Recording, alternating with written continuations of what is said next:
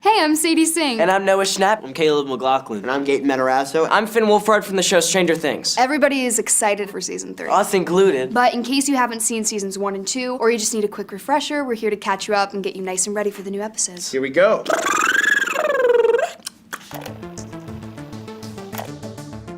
Super fast, here's a quick rundown of all the important characters in the series. There's Mike, Will, Dustin, and Lucas, the most awesome one, who are all best friends. Mike has a sister named Nancy, and Will has a brother named Jonathan. Nancy's dating this really cool guy named Steve Harrington and is best friends with Barb. Will's mom is Joyce Byers, and the Hawkins chief of police is Jim Hopper. Oh, and we can't forget Eleven, but we just call her Elle. Hawkins, Indiana, here we come.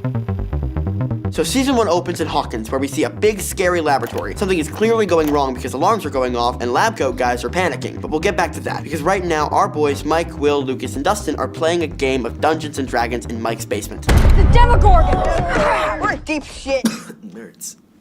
So anyways, After the game, they all go their separate ways, and while biking home, Will gets attacked by this scary monster that we can't see. Spooky. Everyone starts freaking out about Will missing, but as the search goes on, we meet Elle, a girl with a shaved head and a hospital gown, who doesn't seem to speak and has some scary Men in Black types after her. You must be Benny Hammond. Afraid I am. Who should she end up running into and making friends with? That's right, the boys. Except for Will, of course. Yeah, he was busy at the time.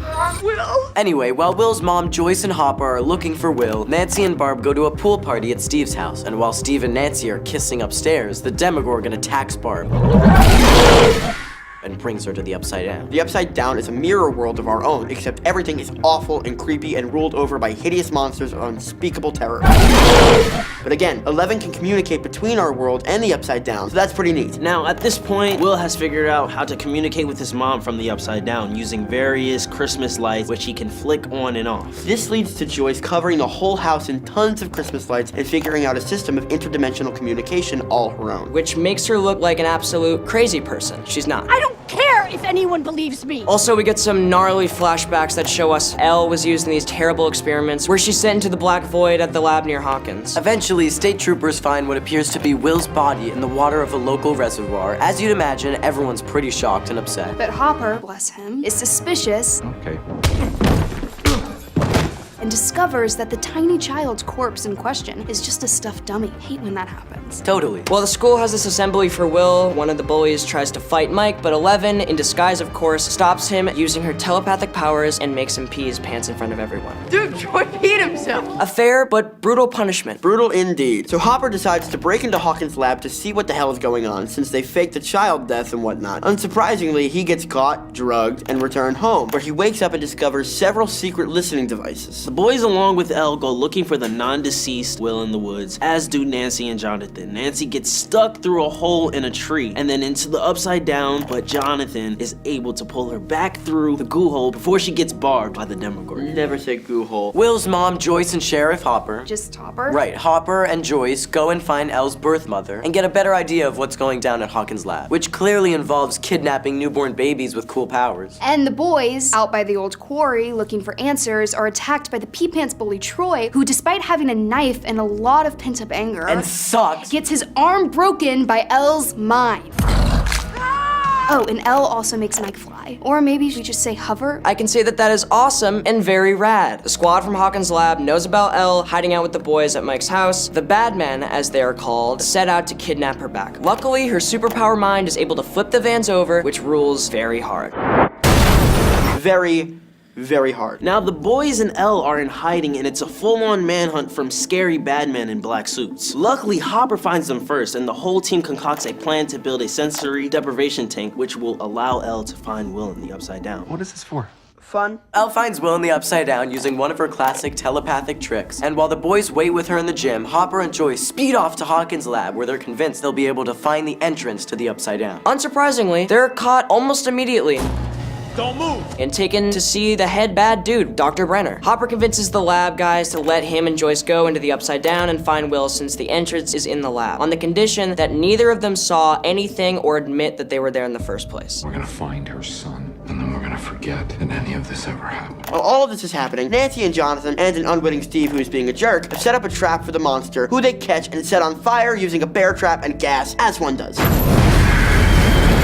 Unfortunately, when the fire goes out, the monster is gone. Where'd it go? Guess what? Government agents working with Hawkins' lab find the kids at Hawkins Middle School. They found us. And after Elle makes their eyes start bleeding, which is very cool, the monster smells blood and is off to join everyone at the school.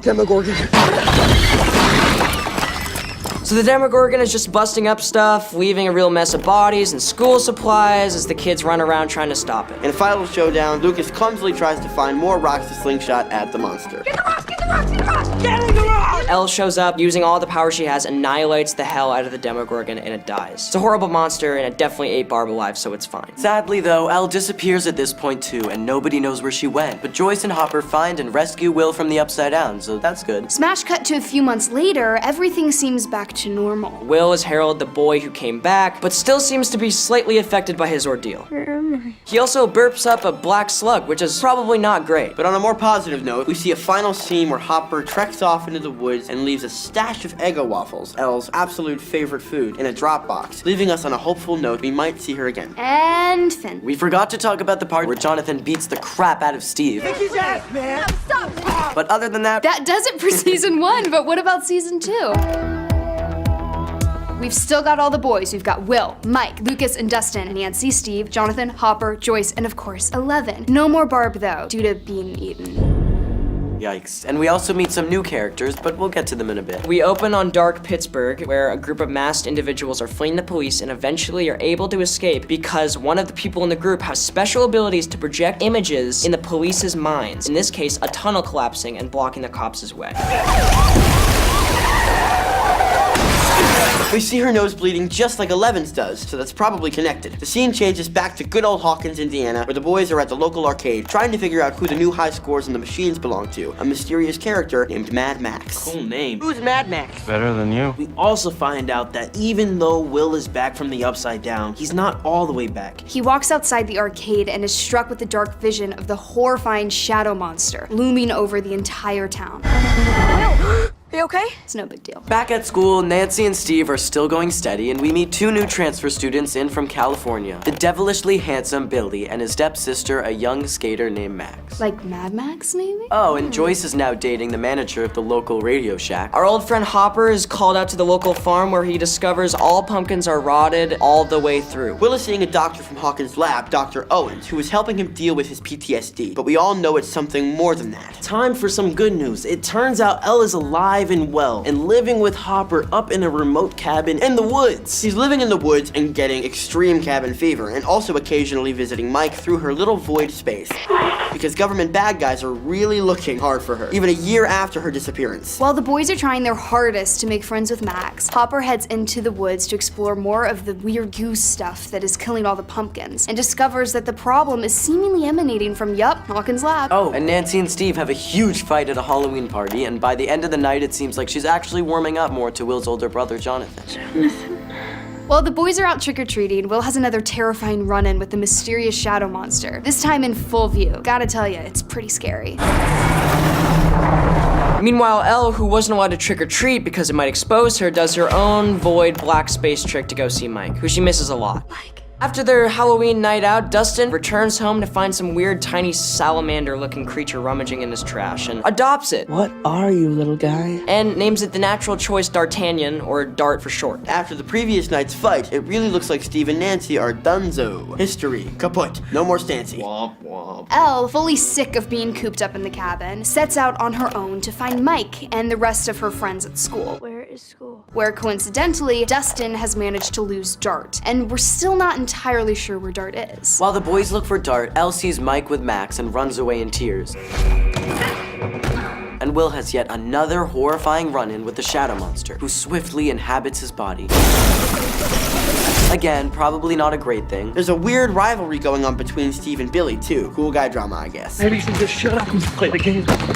While Joyce and Hopper tried to make sense of these new drawings that Will keeps making of the shadow monster in the Upside Down world tunnels, Nancy and Jonathan are scooped up by the government agents for asking too many snoopy teenage questions. Let us out of here! But eventually, Dr. Owens decides to show them the portal to the Upside Down, in an attempt to get them to shut the hell up. We understand each other now, don't we? Dustin has been keeping Dart a secret from his friends since he recaptured him, which I'm sure he had a perfectly good reason for, right? But surprise, surprise, It turns out that he's a baby Demogorgon, Demogorgon, and he ate Dustin's family cat. Whoops. And Hopper, who seems to have figured out Will's cryptic maps, starts digging in one of the desiccated pumpkin patches and discovers an entrance to the monster's tunnels. And of course, because he's Hopper, he jumps on in. He's a brave one, all right, but he's also stupid because he almost immediately gets knocked out by monster gas, I guess. Then the tunnel, which seems to be a part of the monster, starts enveloping him. Wait, no. But more on that later. Meanwhile, Elle, who discovered Hopper's research on her origin, heads off to find her birth mother, who we find almost completely catatonic in a rocking chair, unable to communicate. Sunflower. Rainbow. That's a bummer. Oh, and Nancy and Jonathan enlist the help of a wacky private investigator, Murray Bauman, and end up hooking up at his weird garage. With help from Bob, who has a real knack for puzzling, Joyce is able to find Hopper and is quickly joined by scary dudes in ET-looking suits from Hawkins' lab, who begin to burn the tunnel because apparently the monster absolutely hates warm stuff. One unfortunate side effect, however, Will is clearly being inhabited by the monster, as this tunnel burning causes him to convulse in pain too. And honestly, he's been acting super weird for a while now. Dustin enlists our old friend Steve to help him capture the now husky-sized Dart, who is trapped in the cellar of his house. You ate my cat. But Dart is super strong and busted out. Uh-oh. With Will, Joyce, Hopper, and Bob in the hospital recovering, Dustin and Steve set out in the woods to search for Dart, and with the help of their friends, erect a kind of Demogorgon fortress in the woods. Things do not go as planned. This is Stranger Things. What do you expect? But we do find out that Steve is kind of a great babysitter, in ways that only a Hawkins babysitter would need to be. What the? I still can't believe Max's family moved into this bonkers town. Oh, come on, you love it. While all this is happening, Will, now operating as a kind of spy for the monster, which in true D&D style is called the Mind Flayer, summons armies of Demodogs to the hospital with great ominousness, I might add. He made me do it. We take a break from the storyline to rejoin Elle, who discovered from her mother that there are other kids like her, and sets off to find them on another bus. She ends up in the big city and eventually finds her sister, who is the girl from season 2, episode 1, with the gang of masked folks. The gang of misfits encourages Elle to work on developing her powers and eventually enlist her help in their mission, Shirley Temple's gonna get us all killed. which is to kill everyone involved with Elle and her sister's torture as young children. A vendetta, if you will. Don't cross badass girls, I guess. But Elle isn't really big on the murder thing, and eventually sensing trouble back in Hawkins, parts ways with the crew and heads back home, again on a Greyhound bus. Back to the hospital, where dozens of Demogorgons have broken out and are ripping apart scientists and soldiers all over the place. It's just a full-on bloodbath. Oh yeah, bad news all around. Hopper, Joyce, Bob, Mike, and Dr. Owens are running around trying to avoid the monsters, but also have to put Will to sleep because he's a straight-up shadow monster capo at this point. He's lying! He's lying! He's lying! Just when it seems like everyone's screwed, 80s technology genius Bob sneaks past the monster horde to the security room, where he successfully opens up a path to escape for the rest of the crew. Way to go, Bob! Tragically, Bob suffers a hero's fate and gets gruesomely disemboweled by a group of Demodogs. You're with Barb now, Bob. The surviving gang escape back to the buyer's house, but are eventually set upon by more Demodogs. That's not good. They just can't catch a break. But just as they prepare to go down fighting, a limp Demodog corpse flies through the window, heralding the return of, you guessed it, 11. As Hopper leaves with Elle, Steve is charged with babysitting the kids, which he is again very good at. Does everybody understand that? Babysitter Steve, Mom Steve. Alas, an irate Billy comes by looking for Max, and he and Steve end up in an epic fight. One that is actually ended by Max, who threatens to nail that Billy. Guess that's why they call her Mad Max, huh? Joyce, Jonathan, and Nancy try to exorcise the shadow monster from Will before it completely consumes him, using the only weapon they know hurts him, heat. Meanwhile, Steve and the kids head down to the tunnels to try and burn up the monster with some gasoline. Hard to imagine they'll be able to do what a bunch of soldiers with flamethrowers couldn't, but you've gotta admire their pluck. And of course, no monster could be fully defeated without Elle, who alongside Hopper descends into Hawkins' lab's gate. And as Hopper fires off a machine gun at the Demodogs, swarming all around them, Elle uses her powers to fully close the gate beneath Hawkins' lab. Bye-bye, Mr. Mindflayer. Way to go, Elle. Cut to a month later, where the government finally was forced to admit their role in the death of Barb and Bob, and Hawkins' lab is shut down for good. And as a nice little wrap up for our heroes, all the kids end up at the school's snowball, where Dustin has a, let's say, new hairdo. Elle shows up looking very dolled up to dance with Mike, and oh, they finally kiss. And oh, Lucas and Max are a couple now. Pretty damn cute if you ask ask me. Unfortunately, in true Hawkins form, the final shot warns that stuff is about to get extremely real for the kids in season 3. Anywho, now that you're all caught up, you're ready to dive into season 3. That's good. Check it out on Netflix.